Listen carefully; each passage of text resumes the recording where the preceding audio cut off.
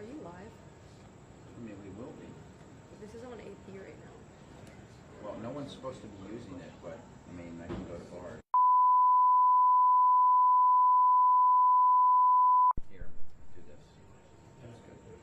They should not be putting it out.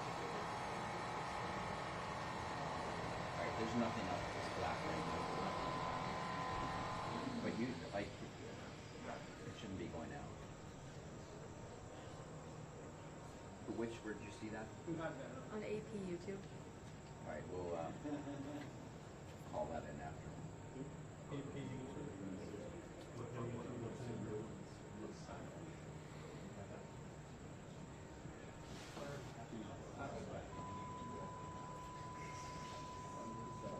you guys send the ready to receive message? Oh, yeah, thank you.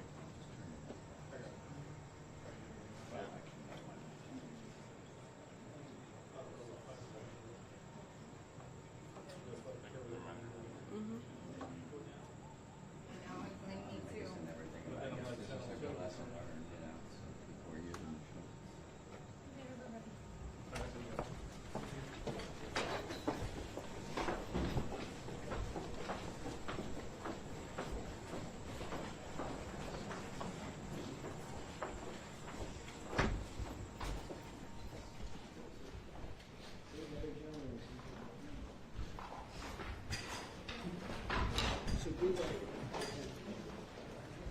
This is where I'm standing. I don't think you can stand there.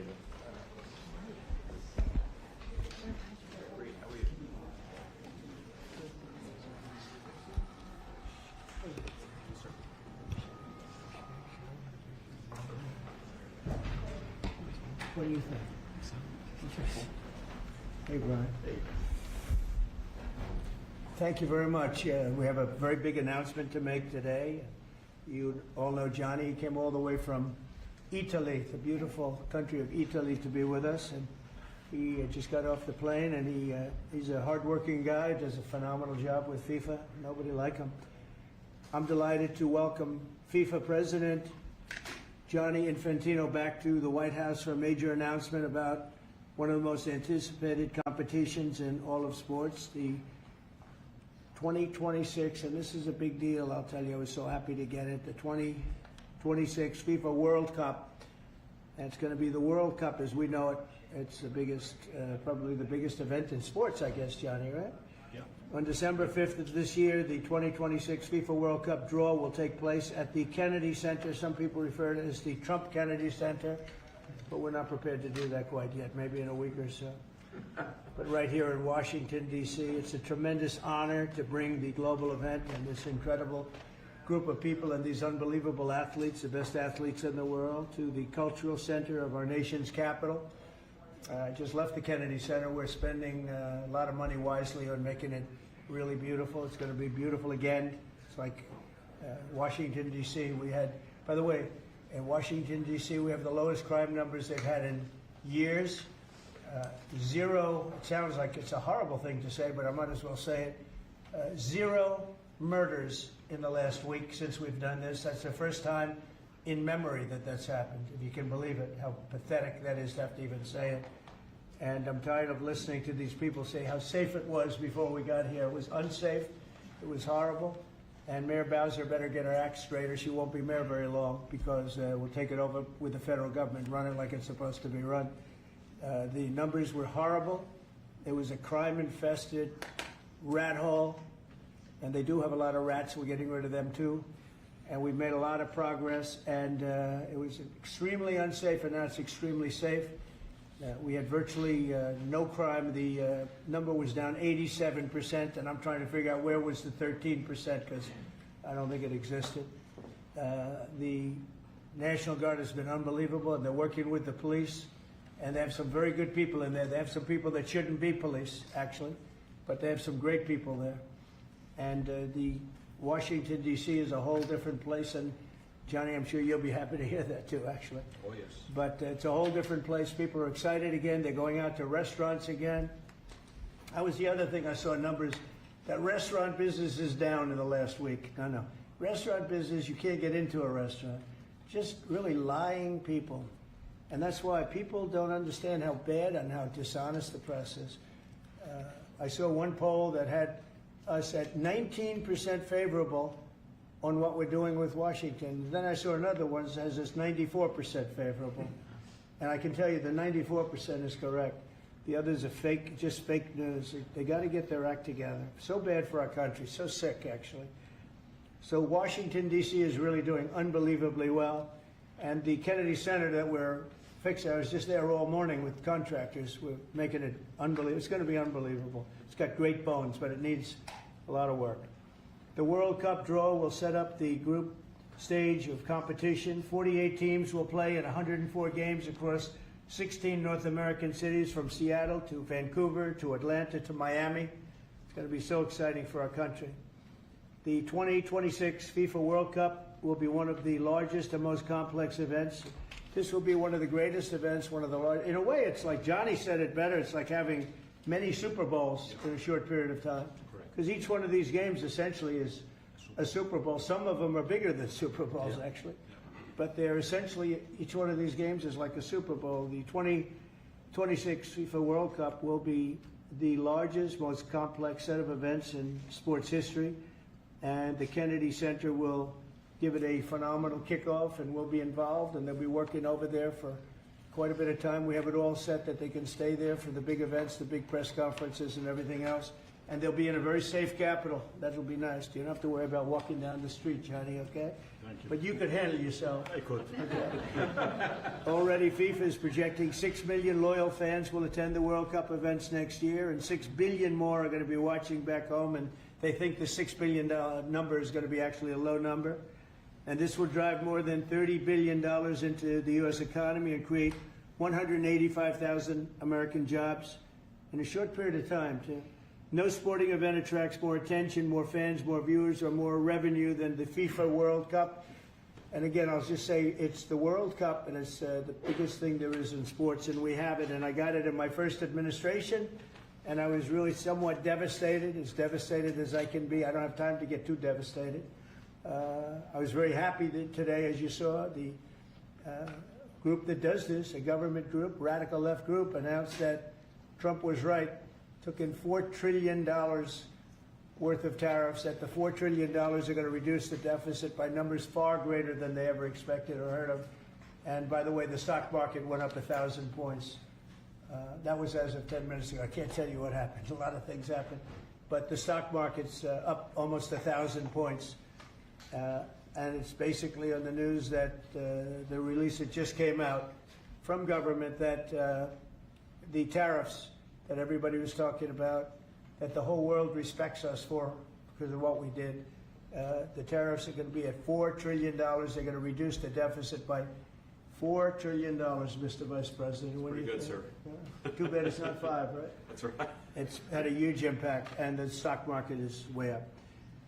But this will drive more than $30 billion in U.S. economy and create 185,000 American jobs. No sporting event attracts more attention or more fans or anything else. And I just look forward to the draw. So we're going to have the draw, essentially, Johnny, at the Kennedy Center. Yeah. And by that time, it'll be in even better shape. We're working on it. It's about a year project to make it. It'll be great. It'll be fantastic. You see the way this is looking? Look, nice. I can't tell you how much that gold costs. A lot of money. There's nothing like gold, and there's nothing like solid gold. But this beautiful office needed it. It had to be representative. When we took it over, it was dirty, not clean. I immediately changed the chair and had this beautiful desk renovated, brought out by the White House. People that do this, they did a great job to send it out. We have a craftsman who's great. But this was not appropriate for the Oval Office when I took over. And now you look at all those paintings you're allowed to turn back. All of these are great presidents, and they were all in the vaults. They were in vaults for some cases much more than 100 years, and now they're proudly hanging on the Oval Office walls. And I can't imagine anybody changing it. But they were buried in vaults for over 100 years, many of them. So it's very exciting. People come in, they really love it. They love what we're doing here. They love what we're doing in D.C., and they love what we're doing, most importantly, in the country and the world. I'd like to ask Johnny to say a few words. He's the head of the whole thing. He's been there for a long time, probably the most respected man in sports. He's amazing, actually. Works very hard, and he's got the biggest event in the world coming right here to the United States. And a little, we did a little for Canada, we did a little for Mexico. We thought, see, I'm a good citizen. I said, let them have a little piece.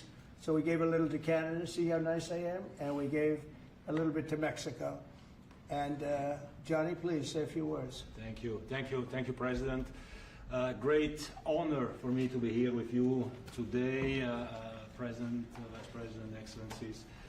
Fantastic to announce what you said, which is the final draw of the FIFA World Cup on the 5th of December here in the capital, in the Kennedy Center in Washington, D.C. at 12 noon sharp. It will be broadcast live all over the world. 1 billion viewers will watch it, and it will determine, of course, the match schedule, which 48 participating teams will play. You said it, 104 matches in 1 month, 104 Super Bowls. This is not just the biggest, the greatest event, not just a sports event, it's a social event as well, with a lot of emotion. We are uniting the world, Mr. President, uniting the world here in America, and we are very proud of that.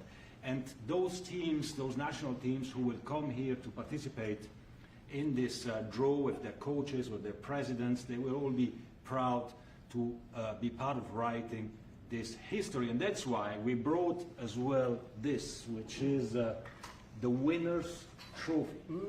It is the trophy that the winner of the FIFA World Cup wins. Only the FIFA president, presidents of countries, and then those who win can touch it, because it's for winners only. And since you are a winner, of course, you can as well touch it. It's pretty heavy. Yeah. It's the winner trophy. The last one who lifted that is Lionel Messi of Argentina. And here it is in the Oval Office in the White House. Can I keep it? What do you? Well, you can keep it. We're not giving it back. We're not giving it back. That's serious. It fits well. That goes very well on the wall right over there. We'll put it right below the angels. It fits well here. That's beautiful. Yeah. You can keep it until we have to give it to the next winner. That's fine. That's a beautiful piece of gold, I will say. That's beautiful. Yeah. So 6 billion viewers for the World Cup, 6 million coming to the matches, 30 billion economic impact, 185,000 jobs. This will be absolutely fantastic. The biggest event ever, and everything will start here in Washington, D.C. at the Kennedy Center, or the Trump Kennedy Center. You'll see that how it will be called on the 5th of September at noon sharp. 5th of December, noon sharp. Then, if I may... Will they be doing most of the draws, all of the draws at the Kennedy? Well, how are you going to do that? Yes, we'll do that at the Kennedy Center. We'll do all the other meetings around it with the coaches, with the broadcasters, with the sponsors, everything at the Kennedy Center. The whole World Cup starts, and everyone will be happy because everyone has qualified for the World Cup, and they didn't yet play a game, so they didn't lose yet the game. So they all think they can become world champion, right? They'll all be happy. Exactly. Now, by the way, an example, supposing we had a week ago when everybody was being killed and mugged and everything else, despite the phony numbers that were given out, that it was getting better. Brian, do you believe it was getting better or getting worse? Oh, the crime was getting worse. I mean, I was wrong. It was getting worse. How did the other guy come out? He came out with a briefcase. Yeah, with your briefcase. Robert 1, Brian 0. No, but can you imagine you do this and then you start hearing that they had a 20-year reduction of crime. It's worse. It was worse during the Biden administration than anybody's ever imagined possible. And I guarantee you he wouldn't be here if those numbers continued. But now we have total safety. We have total security. And for the border, in 3 months, 0 people. These are done by liberal people that do these charts. 0 people came through our border in the last 90 days. Can you believe it? 0. Last year we had millions of people coming in, and they came in from the wrong locations. They came in from they came in a lot of people that shouldn't be here. So now when we have this event in December, it's going to be very safe. Johnny, you can walk down the street with your beautiful wife. Yeah. You can take her to dinner if you can get a reservation, which I doubt. And they are all full, the restaurants. I know. They're all full.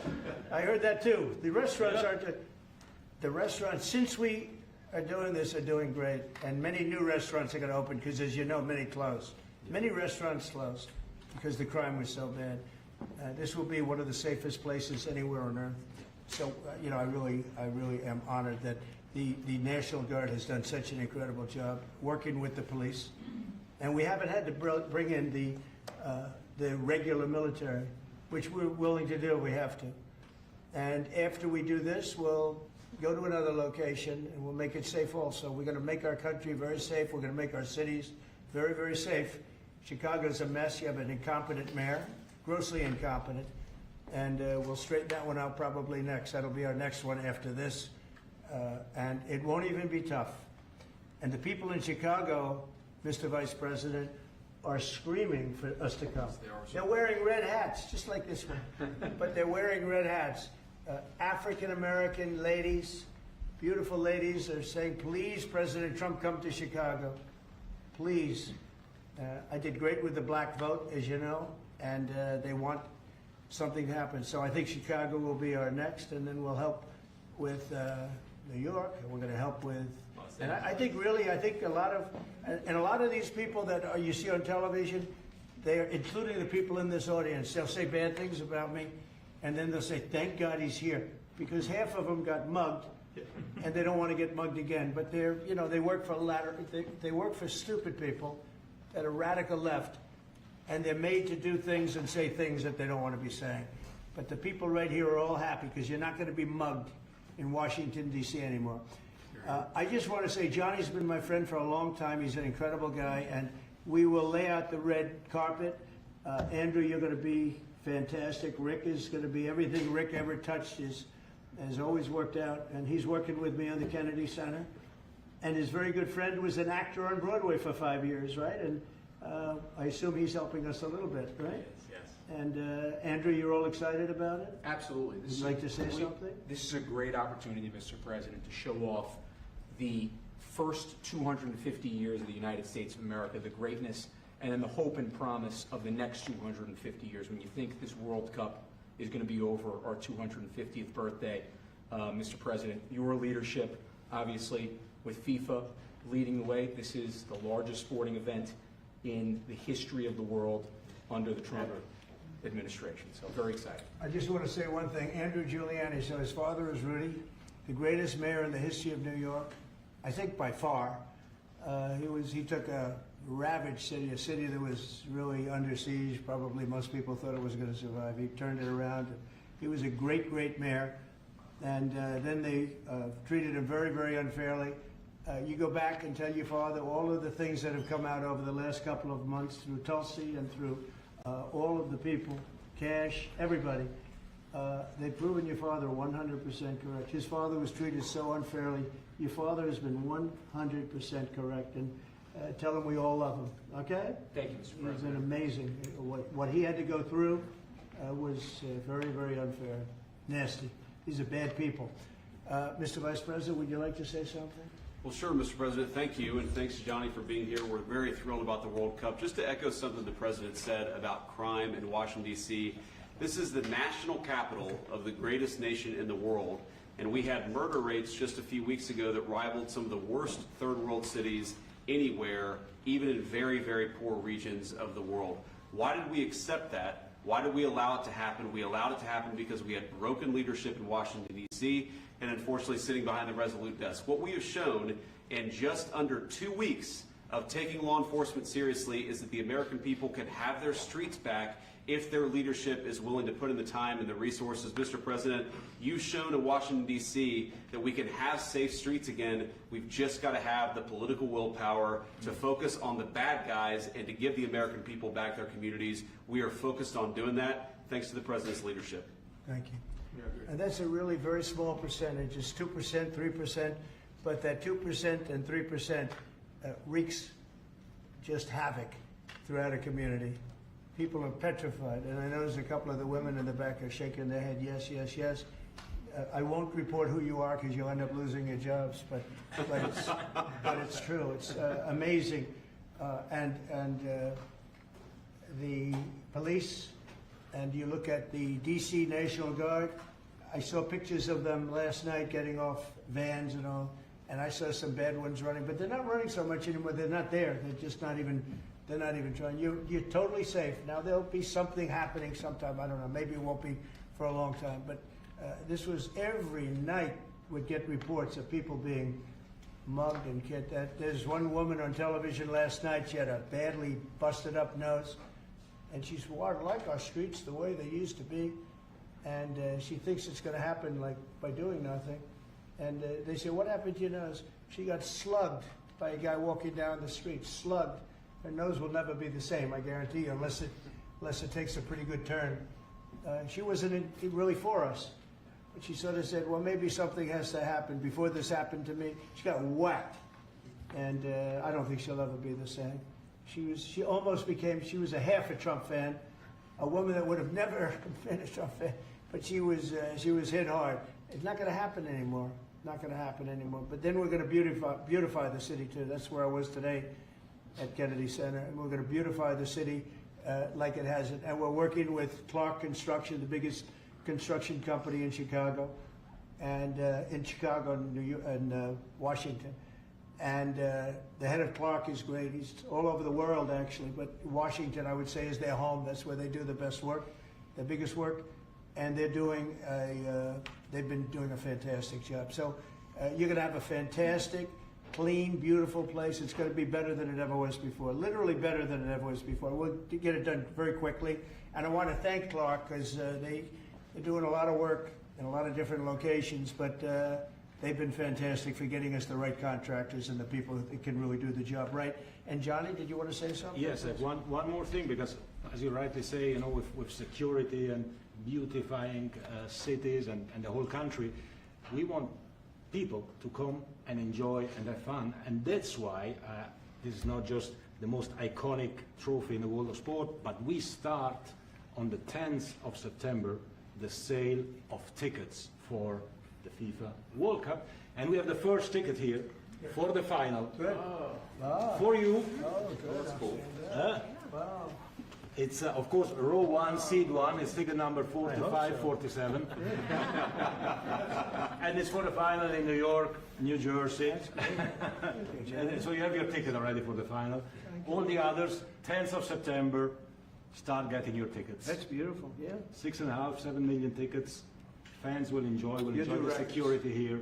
Will be fantastic. You're going to do record business, I think. 100%. Christy, would you like to say something? Yeah, Mr. President, millions of people will come to this country, and we'll make sure they get their travel documents, their visas, that they want to come here and spend their money and enjoy this sporting event. It'll be the largest event in the world. And sir, you're reminding me of something that my dad used to say all the time when I was growing up. He would say, Christy, you kids need to look like you respect yourself before anybody's going to respect you.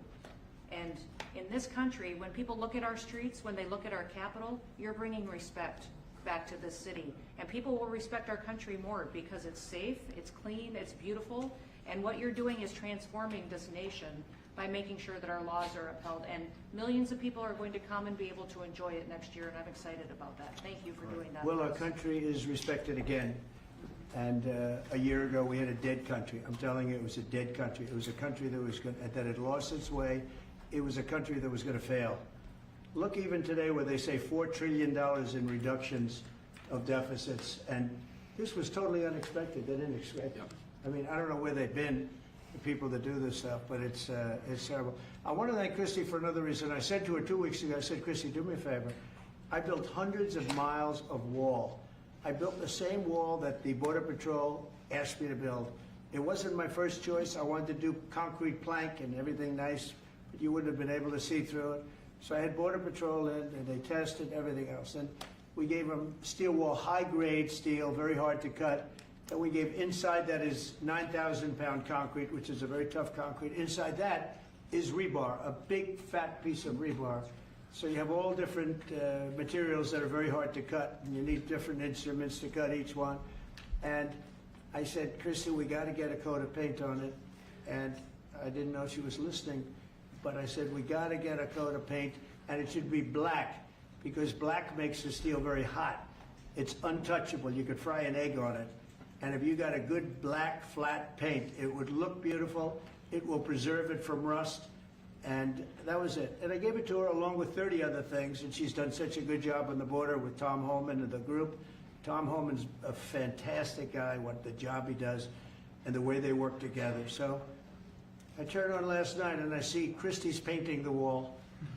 And it looked beautiful, by the way, when that paint went over there. And it's hot. It's hot. Yes, yes. It's hot. If it's white, it's not hot. If it's black, it's going to be very hard to climb that sucker. It's not going to be easy. But it's black and a high quality black. You know, it really looked good. Yeah, we got Is the that going to paint be a you told us two-coat to. job or a one No, coat? just one coat. One coat. We Good. used the paint you told me to buy. Yep. The two-coat will take place in 3 years from now. Right? We'll do the second coat. But it looks beautiful. But thank you very much. I didn't know you were listening to that, Absolutely. because we I'm talked always- about 7 different subjects, and all of a sudden I see her out there painting with a lot of painters and everything else. But it was a beautiful thing to say. Would you like to say something? You've been such a big part of this. Please. Well, just, Mr. President, we're delighted to be here today for this announcement, but we're also looking forward to having you at the final. Oh, yes. On July Oh, yes. 19th No, we'll be in New there. York, New Jersey. We're going to be there. A lot of people are going to Thank be you. there. A lot of people. I'd like to thank you all. Do you have any questions on FIFA, first of all? It's going to be a big event at the Kennedy Center. Do you intend to take part in it? Will you have a part to play on December 5th? I may play. I mean, I see the money that these soccer players, you know, we call it soccer, but I see the money that these soccer players are making. I may try and play. I'm a very good athlete. My son is a very good athlete, and he's a good soccer player. He's on the tall side for soccer. He's 6'9". That's pretty tall. But That's pretty it's cool. on the tall side. That's good. It's on the tall side, but he's good. But no, I may put on shorts. I look extremely good in shorts and join the play. You know, no, it's going to be a lot of fun. It's going to be good. Many foreigners who want to come to attend the event are concerned about the visa situation. Can you reassure them? Yeah, they're going to have a very easy time getting in. Certain countries are going to be very, very easy, and other countries are going to be obviously a little bit more difficult. Would you like to explain that, Christine? Yeah, absolutely. We have a process set up that we'll be implementing on getting visas approved. Everybody will be thoroughly vetted, but they'll be welcome to this country. It'll happen quickly, and we're excited for them to come. So I would hope that around the world people know that the United States is excited to bring their family here to enjoy this event. America welcomes the world. Yes. And I can really, from the collaboration that we have, testify for that. Absolutely. Thank you. And I just sent a picture from somebody that wants to be there very badly. He's been very respectful of me and of our country, but not so respectful of others. But I'm going to sign this for him, but I was sent one, and I thought you'd all like to see it. That's a man named Vladimir Putin, who I believe will be coming, depending on what happens. He may be coming, and he may not, depending on what happens. We have a lot of things happening over the next couple of weeks. But I thought it was a nice picture of him. Okay of me, but nice of him. So that was very nice that it was sent to me. Okay? Mr. President, on yes. that subject, have you talked to Vladimir Putin about the fact that yesterday a big U.S. factory was hit in a Russian airstrike in Ukraine? What's your reaction to I that? told him I'm not happy about it, and I'm not happy about anything having to do with that war. I settled 7 wars, and actually, if you think about pre-wars, add 3 more, so it would be 10. I thought this would be in the middle of the pack in terms of difficulty. No, I'm not happy about anything about that war. Nothing. Not happy at all. We'll see what happens. I think over the next 2 weeks we're going to find out which way it's going to go. And I better be very happy. How long are you willing to wait, a Mr. very good President? call with Prime Minister Carney of Canada yesterday morning. Yes. Actually, Canada is taking away some retaliatory tariffs. He's So- removing his tariffs, yeah. Exactly. He's removing his retaliatory tariffs, which I thought was nice. And we're going to have another call soon. Yeah, we had a very good call. You're getting closer towards an Well, I agreement like on them. trade? I like them. You know, look, I'm fighting for the United States. Canada and Mexico have taken a lot of our business over the years, over 25, 30 years, especially during the Biden years. They took a lot of our business, and it's basically all coming back into the United States now. Well, hot as a pistol, and it's coming back in. Because of tariffs and the incentives we give, it's coming back. And it's impossible, I think, for another country to stop it. And we are working on something. We want to be very good to Canada. I like Carney a lot. I think he's a good person. And we had a very good talk yesterday, so I think it'll be good. Mr. President, I have a question about the search of Ambassador Bolton's home. The Vice President recently just did an interview saying that it's about classified documents, but that there's also broad concern about him. What are the concerns? Well, I haven't spoken to Pam in the group yet, but I will be. I saw that just like everybody else. I try and stay out of that stuff. I'm allowed to be, and I'm chief law enforcement officer, believe it or not. You know, I don't like to go around saying that, but I am. That's the position. But I purposely don't want to really get involved in it. I'm not a fan of John Bolton. I thought he was a sleazebag, actually. And he suffers major Trump derangement syndrome, but so do a lot of people, and they're not being affected by anything we do. I don't know anything about it. I just saw that. I'll find out about it. But if you believe the news, which I do, I guess his house was raided today. But my house was raided also, called Mar-a-Lago. They went through everything they could, including my young son's room and my wife's area. They went through her drawers, as the expression goes. They went through everything you can imagine.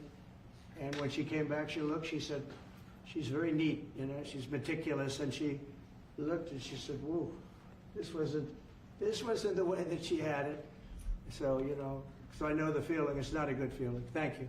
Mr. President, how long will you give Putin? A couple of weeks. We're going to figure it out. We'll find it. Do you think you'll have to intervene at some point? Look, it takes two to tango. You understand that. I wanted to have a meeting with those two. I could have been at the meeting, but a lot of people think that nothing's going to come out of that meeting. You have to be there. Maybe that's true. Maybe it's not. But we're going to see. In the meantime, people continue to die. But I've solved 7 of them where they were in wars for 31, 35, and 37 years. We had 3 of them that were for more than 30 years, Johnny, and I got them solved. And we solved one that could have been a nuclear war with India and Pakistan. That was getting ready to be a nuclear war. I solved them all. And this one, I thought we would have had it done by now, but it's more different. There's a lot of anger, a lot of hatred. There's a tremendous amount of hatred there. So. But we'll see what happens. I think in 2 weeks we'll know which way I'm going. Because I'm going to go one way or the other. And they'll learn which way I'm going. Mr. President, if I got 2 questions for you. One on FIFA, the other one on DC. Can you talk about the economic impact that FIFA will have in these cities, and what's your message to the mayors to get their cities prepared, not only the beautification process, but also the safety aspect? Well, Los Angeles is an example. You know, it's poorly run. We have a mayor there that can't even get permits to the people that lost their houses. Lee Zeldin got every permit. The hardest permit is the federal permit. Within 20 days, every single permit was there for the people to build their houses. But people are writing us and they're saying they won't give us. The mayor is incompetent. The governor's incompetent. You know, Gavin. I know Gavin very well. He's an incompetent guy with a good line of bullshit. And he doesn't get the job done. And frankly, those people want to build their houses. It's terrible. They could have been built. Some of them could have been built already. But think of it, the federal government that has the most complex part, it's the most complex environmental thing to do. We got it, everybody had it within 30 days. And they're not even close to getting their permits. And now they're talking about taking some of those sites and building low-income housing on them. These are high-end neighborhoods. And I'm all for low-income housing. I built a lot of low-income housing. I know all about 236. I know every program that there is in the government. I used every one of them. I know more about low-income housing than probably almost anybody. And it's great. It's fine. It's wonderful. But you don't build it in Pacific Palisades. You don't build it there, and you don't build it in the other areas that burned down. So they're talking about putting up low-income housing. And you talk about riots. They're going to have riots if that happens because you're taking the people's property away. They want to build their houses, and they're unable to get permits from the mayor and from the governor. And that's a terrible thing. But, and let me tell you, if I didn't send in the troops in Los Angeles, Johnny wouldn't be in Los Angeles. You wouldn't be having your World Cup there. I sent in the troops, and we kept it. And even the police commissioner, the sheriff and the police commissioner, they all said the same thing. They said, we could have never handled what was happening. You saw that, you were there. He said, we could have never handled what was happening. And then you hear Gavin Newsom, after it's all quelled, Ian Newsom got up and said, we could have done this for ourselves. No, they couldn't have. And if they could have, I wouldn't have taken the chance either. Okay, my second question is on crime prevention. Would you be open to expanding the national concealed carry to apply to D.C. like it does in other states like Texas? Yeah. Well, they have it in some states and they feel strongly about it. As you know, I'm in favor of it. People have to protect themselves. I'm a Second Amendment person, very simply. People have to be able to protect themselves. Especially like in Washington, you walk down the street, a guy comes up and slugs you. He's got a pistol in his hand. You can be tough, you can be in great shape, you can be a powerful person, or you can be a guy that weighs 100 pounds with a gun in your hand. Right. And I'll bet on the guy with the gun 100% of the time, right? And so you need protection. So I'm a Second Amendment person all the way. Yeah, please. President Trump, you said this morning that you were working with Congress to get $2 billion to help clean up DC. Have you had any conversations with Mike Johnson and John Thune about where they're going to get that money from? Which money? You said this morning that you're going to get $2 billion from Congress to help clean up Yeah, DC. I've spoken to Mike Johnson. I've spoken to John Thune, the Senate, the House, and I think it's going to be very easy to get. It's going to be not a lot of money. I wouldn't even know where to spend the number that you mentioned, but it's going to be money to beautify the city. Yeah, they're ready. Everybody wants to save D.C. In one way, it's the easiest. The violence was more than any other city in the country, actually, by far. It may have been more than any other city in the world, if you could think. We looked at some of the worst cities in the world, it was worse. And that's why it angers me to see the mayor saying about how they have it on the slide. Not on the slide, it was worse than ever. Yeah, we have no problem getting that money. That money will come out of Congress. I think it'll be even bipartisan. And is the plan I mean, I would imagine Democrats would vote for that one. is the plan to get it before the September 30 spending deadline on the Hill? Well, I don't know if there is a deadline, because if I declare a national emergency, which this was, that ends the deadline. So, I mean, I keep seeing about a 30-day deadline, of which we have 22 days left or something. But if I think we're in great shape here, that's one thing. But if I don't, I'm going to just say it's a national emergency. And if I have a national emergency, I can keep the troops there as long as I want. If people are not going to want to have the troops in 30 days, it's one thing to get them out. It's another thing to keep them out for a long period of time. You've got to train people. You can't do this. You can't bop people over the head. And a lot of those people are in courts right now, going to court. They're going to go to jail for a long time. So that's going to take more than 30 days. But if I have to, I'll declare a national emergency, which I don't think I'll have to do. Yeah. Mr. President, you said in 2 weeks you'll know whether you go. Yeah, I think I'll know. I think I'll know the attitude of Russia and, frankly, of Ukraine. It takes two. What are the 2 ways you can go at the end of 2 weeks then? Well, then I'm going to make a decision as to what we do. And it's going to be a very important decision. And that's whether or not it's massive sanctions or massive tariffs or both. Or do we do nothing and say it's your fight? Look, I would have never been in this war if I were president. You wouldn't have had this war. It was never going to happen. This was caused by stupid people that fought. And people say, well, how do we know?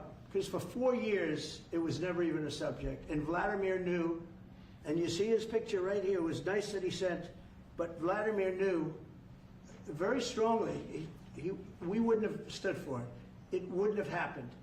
100% wouldn't have happened, but it did happen. And now they're losing from 5 to 7 young kids. Think of it, you're a parent and your son is leaving. He's Russian or he's Ukrainian. And he's leaving and they're waving goodbye. Nice, beautiful kid. Nice crew cut, all set. He wants to be a soldier. And goes there first week, he has his head blown off. And he's no different than you people, me. And it doesn't matter where. I mean, I solved a problem in the Congo that was vicious. Rwanda and the Congo, the Republic of the Congo. And they were fighting for 31 years, and it was machetes. People were getting their heads chopped off. That was going on for 31 years. I got it solved. You saw it. They came to the White House and we signed an agreement. It was amazing. People can't believe we got it done. I love to stop killing. I really do. People thought it would be just the opposite. Hillary Clinton said, oh, he'll get us into a war. No, I'm getting everybody else out of wars. Are you saying there's a real possibility then that you do nothing if if Putin doesn't come to the table for a ceasefire, See, try to end the I'll war? see whose fault it is. If there are reasons why, I'll understand that. I know exactly what I'm doing. We're going to see whether or not they have a meeting. That'll be interesting to see. And if they don't, why didn't they have a meeting? Because I told them to have a meeting. But I'll know in 2 weeks what I'm going to do. I have pretty good Your ideas. Justice already. Department is also sending some of the Epstein files over to the House Oversight Committee today. That's Are okay. you in support of them I'm in releasing support all of of them? keeping it open. If they wanted to Innocent release- people shouldn't be hurt, but I'm in support of keeping it totally open. I couldn't care less. You got a lot of people that it could be mentioned in those files that don't deserve to be. You know, people, because he knew everybody in Palm Beach. I don't know anything about that, but I have said to Pam and everybody else, give them everything you can give them, because it's a Democrat hoax. That's just a hoax. The whole Epstein thing is a Democrat hoax. So we had the greatest 6 months, 7 months in the history of the presidency, and the Democrats don't know what to do, so they keep bringing up that stuff. But it affected them. Bill Clinton was on his plane and went to the island supposedly 28 times. I don't want to bring that up, frankly. You have Larry, whatever his name is, Summers, the head of Harvard, who was Jeffrey Epstein's best friend. Nobody ever talks about that. I mean, but I don't want to hurt Larry Summers, but he was best friends with Jeffrey Epstein. No, this is a Democratic hoax to try and get the significance of what we've done over the past 7 months. Nobody's ever seen anything like it. They say it's #1 in history. What we've done, including stopping 7 wars. I mean, just include that. And now you look at the stock market today. It's way up to start off with from where I took it. And this market was going to crash. If Joe Biden or Kamala were president, this market we would have had a crash like in 1929. You're not going to have that. It's only a question of how high is it going to go. You know, I had the strongest economy in the history of our country. And despite COVID, we had the strongest economy in the history of our country. And we're going to blow it away this time. I was always good at making a lot of money. And whether it was for myself or whether it was, I like doing it this way better. I mean, I like making it for the country. Our country's been ripped off by friend and foe, nations all over the world ripped off. And the friends have been much worse than the foes for the most part. And they're not ripping us off. We just signed a deal with the European Union. They're paying us essentially $950 billion, like a signing fee. They're going to buy $750 billion worth of energy. They weren't buying much of our energy there. And they're very smart in doing it. And as you know, Ursula was here a couple of days ago having to do with the people, the leaders that we had a great, people said they've never seen anything like it. Well, we had the leaders of Europe right here in the Oval Office. And she's so happy that she has an agreement. But people aren't ripping us anymore. We're run by, this country is run by smart people now. Mr. President, in Israel... Two questions. One is about Intel. There have been reports that you're considering taking a stake in Intel.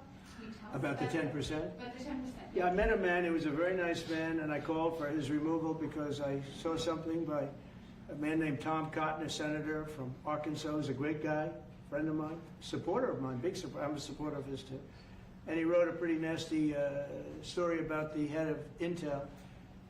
And I said, well, if that's right, he should resign. And he came in, he saw me, we talked for a while. I liked him a lot. I thought he was very good. I thought he was somewhat a victim, but you know, nobody's a total victim, I guess. And I said, you know what? I think the United States should be given 10% of Intel. And he said, I would consider that. I said, well, I'd like you to do that because Intel has been left behind, as you know, compared to Jensen and some of our friends, NVIDIA, some of the people, and the people in, because Intel should have never been. Intel was the biggest, most powerful chip company in the world. And then they started leaving. And they started going to foreign countries, in particular Taiwan. And if we had a president that would have said, okay, you can go to Taiwan, but we're going to put a 100% tariff or a 200 or 300 or a 500% tariff, anybody that sells into the United States has to pay. They wouldn't have left. They would have never left, and we wouldn't have. So in the meantime, we had people that were, in some cases, good politicians that weren't good on trade. I loved that man, but he was not good on trade. I totally disagreed. He allowed the car industry to be taken out of this country. We lost 50% of our car industry. But that's all coming back. It's all coming back. But if somebody would have said that with Intel, would be a giant right now. Now, with that, they've had some bad management over the years, and they got lost. And I said, I think you should pay us 10% of your company. And they said, yes. That's about $10 billion. I don't get it. This comes to the United States of America. And I said, I think it would be good having the United States as your partner. He agreed. And they've agreed to do it. And I think it's a great deal for them. And I think it's a great deal. He walked in wanting to keep his job, and he ended up giving us $10 billion for the United States. So we picked up $10 billion. And we do a lot of deals like that. I'll do more of them. If somebody has, like we have restrictive covenants with Jensen. We have, it's NVIDIA. And to unrestrict the covenant, nothing to do with losing our powers or military or anything, because that I wouldn't do. But there are things you can do that don't affect us, that actually help us. And if we're going to give somebody a free out, a restricted covenant, we have a strong restrictive covenant on certain industries. And I will absolutely give somebody a opening on a restrict to do a lot of business, which is good for us, as long as it doesn't hurt us in a security or military way. And if I do that, I think the country should be paid, because anybody else, I have it in real estate where I'll have a deal with somebody and I'll have them restrictive covenant. Then they'll come back and they'll say, I'd love to be able to build over here, but I'm not allowed to because you have me covered, you have me restricted. I say, I'll let you build over there, but pay me a lot of money. No different. But the country never did it because the country was run by foolish people. You said Chicago might be next. Are you making, have there been concrete steps that the administration is taking to do that? Or what are other cities as well? I haven't spoken to them. He's grossly incompetent. I haven't spoken to them. No. When we're ready, we'll go in and we'll straighten out Chicago, just like we did D.C. Chicago is very dangerous, great place. I built great stuff there. I have the most beautiful building in Chicago, I think. But I hate to see what's happened to Chicago. Chicago was our greatest city, actually. Bob Tisch, a great friend of mine, passed away. He used to own the Giants and very successful Lowe's. He said Chicago, I think they had their main office in Chicago. He said Chicago and San Francisco are the two greatest cities in the world.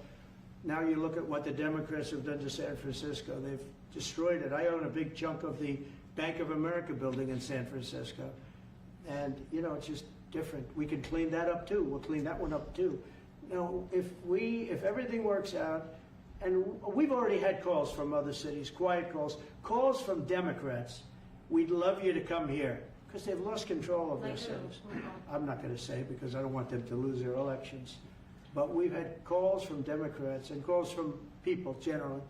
We'd love you to come here, because we'll straighten out the problem. In Israel, the families of hostages in Israel, families of hostages are opposed to the reoccupying of Gaza. Why is the U.S. still Well, not all of them. And you have to understand, I'm the one that got all of the hostages out. You got a lot of people out. If it wasn't for me, they wouldn't be out. I worked with Bibi and I worked with Steve Witkoff. But if it wasn't for me, you would have all these hostages would most likely be dead right now, every one of them. So they all come up here. They come in groups of 10, 12, 13, and many of them, and I've gotten to know a lot of them. They're great people. What they had to go through is incredible. But so now they have 20, but the 20 is actually probably not 20 because a couple maybe aren't around any longer. It's a terrible thing. No, I don't like anymore. I said, you know, when you get down to 20, they're not going to make deals anymore. And they didn't. And then I put out a statement, as you know, that was a tough statement. Go in and get them. And they said, we'll give you 10, we'll give you 10. I don't know what Israel's doing, but they were willing now immediately to give us another 10. The situation has to end. It's extortion and it has to end. And we'll see what happens. I actually think they're safer in many ways if you went in and you really went in fast and you did it. And people can't forget October 7th, remember that. I'm friendly with all groups. I won the Arab vote in Michigan. I did so great with the Arab vote, remember? I started off at 0, I ended up winning. I wouldn't say the candidate was the greatest, but I would have won against anybody. They're great people. But we have to do things properly. And you know, I'm very proud to say I got the hostages out. You have hundreds of people that are living now because of me. And now we have that final little group of people. And Hamas knows that if they give them, that's probably the end of their lives. So it's not easy to get. And I know if you're a parent, you just don't care. You want, I want my baby back. They want their babies back. They want their kids back, and I understand it. But I got them out and did a good job, and we're doing everything we can to get the hostages out. Thank you all very much. Yes. So Jackson Hole, Jay Powell today said he suggested that they might cut interest rates, but they haven't proceeded. Well, we call him too late for a reason. He should have cut him a year ago. He's too late. You know, we have a stock market that's up 1,000 points today. I better be careful because I go out there and I'll see it's down 1,000, right? But it's up 1,000 points when I came in here. We have a country that the market's the hottest it's ever been. The country's better than it's ever been. We have a military that I rebuilt largely in my first term. We had a great, successful first term, but this is going to be even better. But we rebuilt it. We gave a lot of it away to Afghanistan, but relatively small compared to the overall. But I think it was the most embarrassing day and period in the history of our country that they allowed those 13 wonderful people, but it's really hundreds of people were killed. And they don't talk about the 48 that were so severely wounded with no legs, no arms, nobody ever mentions them except me. But that was the worst day, the most, it just showed how incompetent. Frankly, if that didn't happen, I really believe that you might not have had the problem with Russia. I think Putin was sitting there watching these stupid people running our country and said, this is a time to invade. It's, this is a time. And then Biden made the statement, well, he can do a small incursion. When he said that, it was off to the races, right? When he said he can do a small incursion, remember that? I was surprised he knew the word incursion. I didn't think he had that good of a vocabulary. I want to thank everybody. It's very important to me and to everybody up here, the World Cup. And Johnny has been so incredible. I mean, he's really a great leader. I mean, to think, I said, Johnny, do it by phone. You don't have to come. No, he said, I'll come. And he flew all night long to be here and listen to this about how great we're doing in D.C. But he's a fantastic leader, and this will be your most successful World Cup ever. Thank you, Jim. Thank you so much. America will win. Yeah, can he win it, Mr. President? I don't know. That's I watch some of those teams go around. They go down that field. I don't know. But let me ask you: what chance does America have of winning? Well, the home team always has a good chance to win. It depends See, how he's it a good starts. diplomat. No, but there's some good we have a players. shot. We have Of course, you have a chance. Will Bears be going to any of the games, Mr. President? I'd love to have him. He'd love to. He's very tall. Maybe we could make him a goalie. The goalies are very tall now, right? The goalies are very tall. The goalies, well, he'd be a perfect goalie. 100%. At his height, he'll be a great goalie. Exactly. So we'll put him on the American team. No, but do the Americans have a chance of getting into the quarterfinals? Yes, right? definitely. No, the quarterfinal definitely. But then, as the tournament goes on with the public 250 years of the United States, let's not forget, they will all feel energized about that. You know, it's amazing. The talent is really great when you watch these things. I went to the game 2 weeks ago, and it was a big upset. But you look at these people; the way they pass it, it's amazing, really amazing. It's a great art, right? It's a great talent. It is incredible. You know the expression. Will you draw the names out of the hat? It's a what? Will you draw the names? I don't know. That's something. He's the boss. That's an interesting proposal. He's the boss. We'll discuss that. It's going to be great, and I think the American team is going to do well. I mean, I hear it's a very good team. Good luck, everybody. Thank you very much. Thank you. Thank you so much. Thank you guys. Thank you guys. Keep a lot of those photos. Thank you guys. Thank you. No, I just got Keep one. moving. Thank you. Thank you guys. We're done. We're done. Thank you. It was a nice photo. Thank you very much. Thank you guys. Keep moving. Thank you. Andre, this way. Everyone forward this way. Thank you, everybody. Keep moving. Thank you. Thank you guys. Keep moving. Thank you guys.